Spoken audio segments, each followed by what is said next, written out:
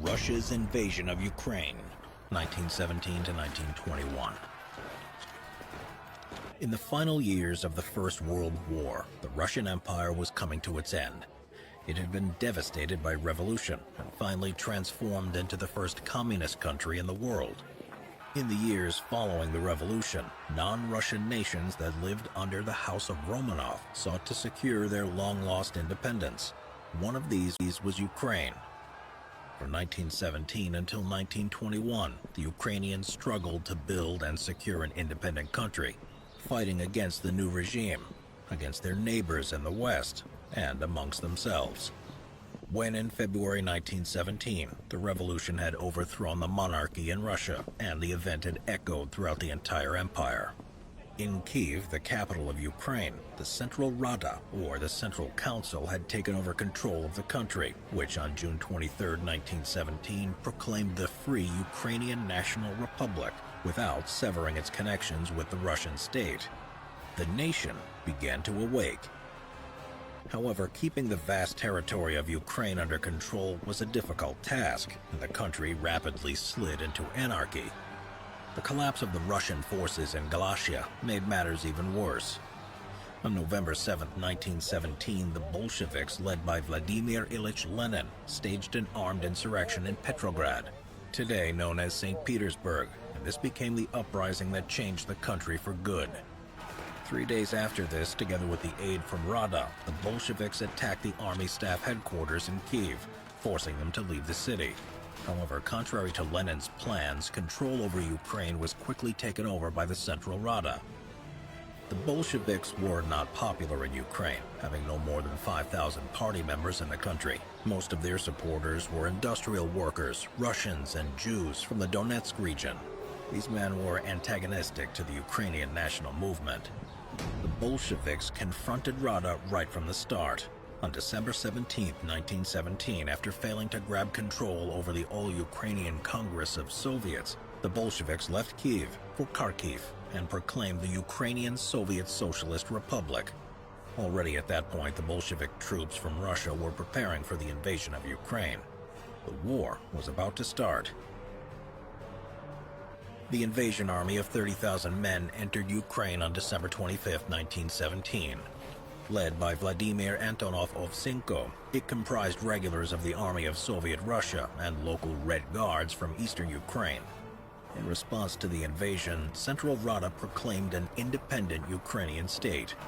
Ukraine was defended by Free Cossack units, workers' battalions, the Hidamaka Battalion, comprising military school students, and the Galician Bukovinian Battalion of Sich Riflemen, which was made up of former Austrian prisoners of war.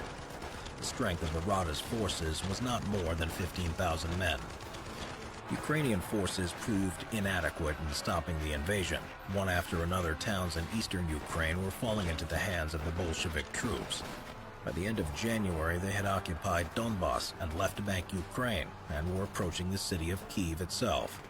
The Central Rada sent a unit of around 500 volunteers to meet the invasion force, the student battalion of Sich Riflemen, and a detachment of the Hidamaka Battalion faced the enemy in the Battle of Kruty on January 29, 1918. Both sides had armored trains at the scene, but on different tracks. The Bolshevik troops quickly disembarked from their train carriages and started running towards the young Ukrainian soldiers, who jumped into a makeshift trench system and opened fire with their rifles and Maxim machine guns. The Bolshevik wave was driven back, but the inexperienced students thought that they were in a full-blown retreat, so they jumped out of their trenches and began to give chase. At this point, the next wave of Bolsheviks charged out from their train, and vicious hand-to-hand fighting ensued. Plus, the artillery fire from both trains added to the carnage. The students were hopelessly outnumbered, and the few that were left alive were taken prisoner. They were shown no mercy, though, as a firing squad was quickly formed up, and about 18 of the young men were executed on the spot.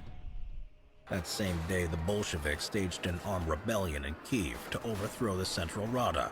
The fighting in the city lasted until February 4th, when government forces defeated the last group of insurgents.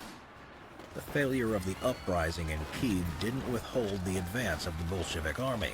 The Central Rada was forced to evacuate Kyiv on February 8th.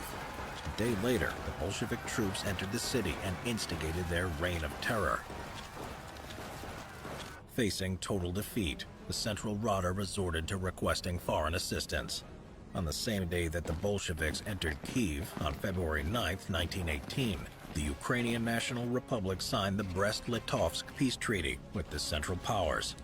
According to the articles of the treaty, Germany and Austro-Hungary had committed to providing military aid to the Ukrainians in fighting the Bolsheviks in return for them delivering large quantities of foodstuff. In late February 1918, 450,000 German and Austro-Hungarian soldiers marched into Ukraine and swept away the Bolshevik forces. On March 1, 1918, the Central Rada returned to Kyiv. By the end of April, troops of the Central Powers had regained control of the entire Ukraine. The defeat of the Bolshevik troops in Ukraine coerced Lenin to sign the Brest-Litovsk Treaty and recognize the independence of the Ukrainian National Republic. On June 12, 1918, the governments in Moscow and Kyiv signed a preliminary peace. The peace with Russia brought no stability to Ukraine, though. The Germans overthrew the Central Rada and installed a Hetman government to secure a better foodstuff supply. Until November 1918 and the capitulation of the Central Powers, the Germans were controlling Ukraine. On December 14, 1918, they left Kyiv, and a new government came into power, the Directory of the Ukrainian National Republic. On January 22, 1919, the Ukrainian National Republic proclaimed the union with the Western Ukrainian National Republic, the Ukrainian ethnic territory of the former Austria-Hungary. Formerly one country, the Ukrainian National Republic and the Western Ukrainian National Republic were actually two separate states with their own governments and armies. After the Germans withdrew, Ukraine fell into a state of complete anarchy. 6 different armies operated in the territory during 1919. The Army of the Ukrainian National Republic, the Ukrainian Galatian Army, Soviet Russia's Red Army, a Russian anti-communist coalition, the White Army, Polish troops, the Entente troops, and the anarchist units. Taking advantage of the chaotic situation in the country, Moscow launched a new offensive against Ukraine in December 1918. Kyiv responded with a declaration of war on the Russian Soviet Republic. The Ukrainians were entirely unprepared for the war, though. Their army of 25,000 men consisted of 2 main units, the Sich Riflemen and the Zaporozhian Corps, along with a number of partisan units under the command of politically unreliable otamans. Against them was the Expeditionary Force, composed of Red Army regular units and local irregulars. They too had around 25,000 men under arms, but their strength rose progressively with many partisan units joining their side. Under the command of Vladimir Antonov Ovchinko, the Red Army advanced on 3 fronts to eliminate the enemy and prevent the army of the Ukrainian National Republic forming up with the Galatian Army and the Entente troops that had landed at Odessa while World War I was still in progress. The Red Army was victorious in the first months of the campaign, entering the city of Kyiv on February 5, 1919. After the loss of the capital, the head of the Directory was replaced with Simon Petliura, an experienced and prominent leader of the Ukrainian national movement. Under his leadership, the army of the UNR launched a counteroffensive in March 1919, pushing the Red Army units back almost to Kyiv. During the spring and summer of 1919, the Ukrainians and Russians fought vigorously in eastern Ukraine, while the Galatian Army was fighting the invading Polish army in the west. 2 allied armies, the Army of the UNR and the Galatian Army, joined forces in 1919, forming a combined Ukrainian force of nearly 85,000 regulars and 15,000 partisans.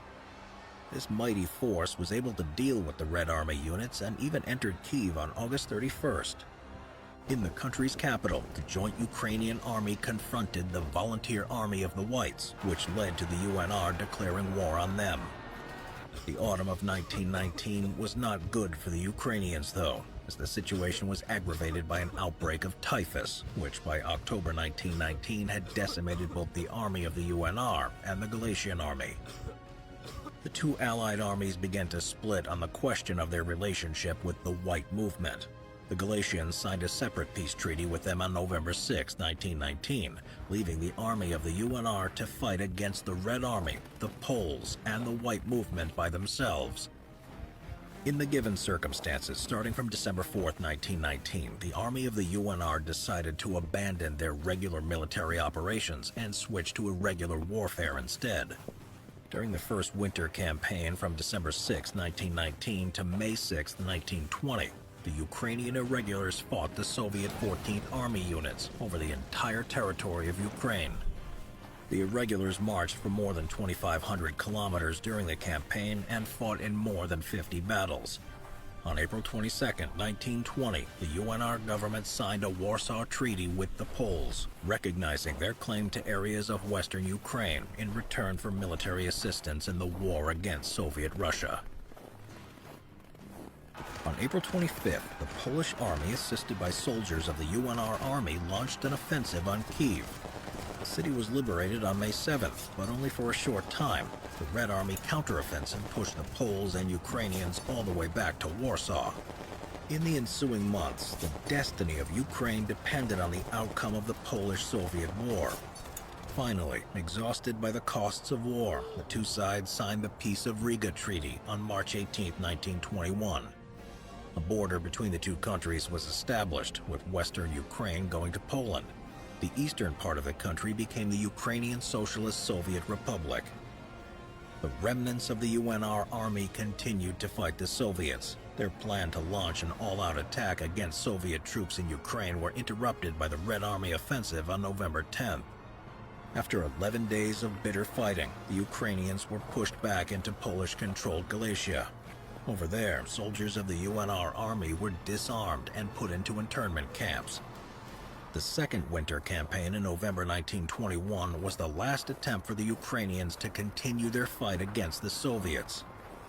3 groups of volunteers from the interned soldiers were organized to enter Ukraine to inflict irregular warfare against the Soviets. They were poorly armed and equipped, but eager to fight, and morale was high. Their effort was futile, though. In the Battle of Malimanka, the Soviets crushed the last of the Ukrainian forces, when the Bolshevik cavalry intercepted them, and 443 Ukrainian soldiers were captured, of which 359 of them were executed. The Second Winter Campaign was the last military operation conducted by the Ukrainian National Republic in their war against the Soviets that had lasted for more than 4 years. The Soviets ultimately won the war and formed the Ukrainian Soviet Socialist Republic. On December 28, 1922, the Republic became one of the founding members of the Union of Soviet Socialist Republics.